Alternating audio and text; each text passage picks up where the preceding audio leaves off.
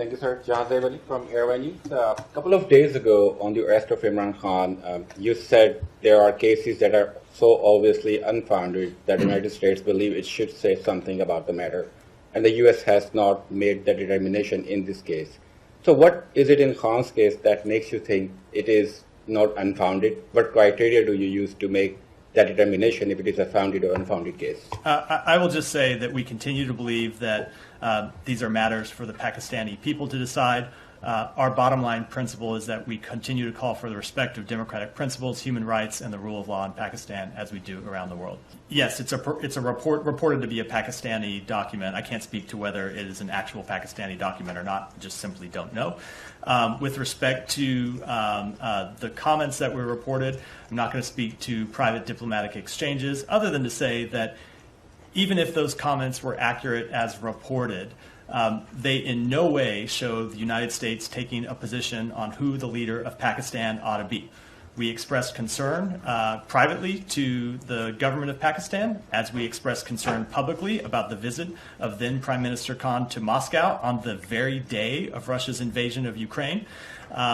We made that concern quite clear, but as the former Pakistani ambassador to the United States himself has stated, the allegations that the United States has interfered in internal decisions about the leadership of Pakistan are false. As we've stated, they're false. They've always been false, and they remain false.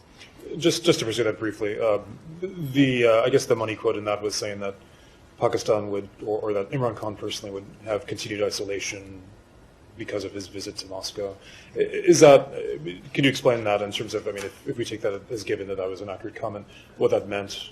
So without stipulating whether it's an accurate or comment or not, if you take all of the comments in context that were reported in that purported cable, I think what they show is the United States government expressing concern about the policy choices that the Prime Minister was taking. It is not in any way the United States government expressing a preference on who the leadership of Pakistan ought to be. Well, look, Matt, just you can go.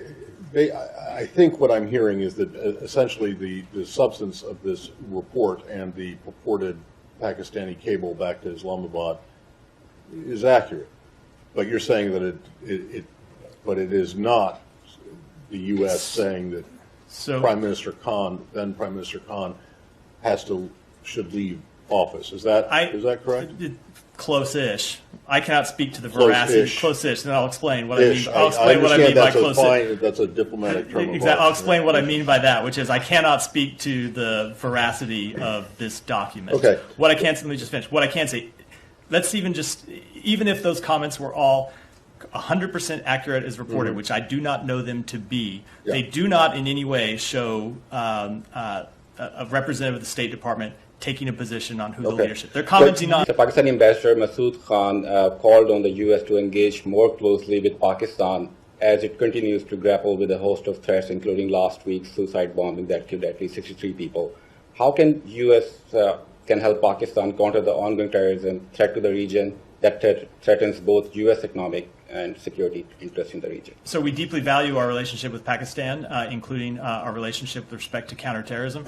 We have supported Pakistan through a number of pieces of assistance to help with counterterrorism, with other law enforcement activities, and we'll continue to do so. So one last question, if you allow me. What is the U.S. role in tamping down terrorism in the region after 20 years of war in Afghanistan? I'll just say, as I said, we continue to support Pakistan's counterterrorism operations.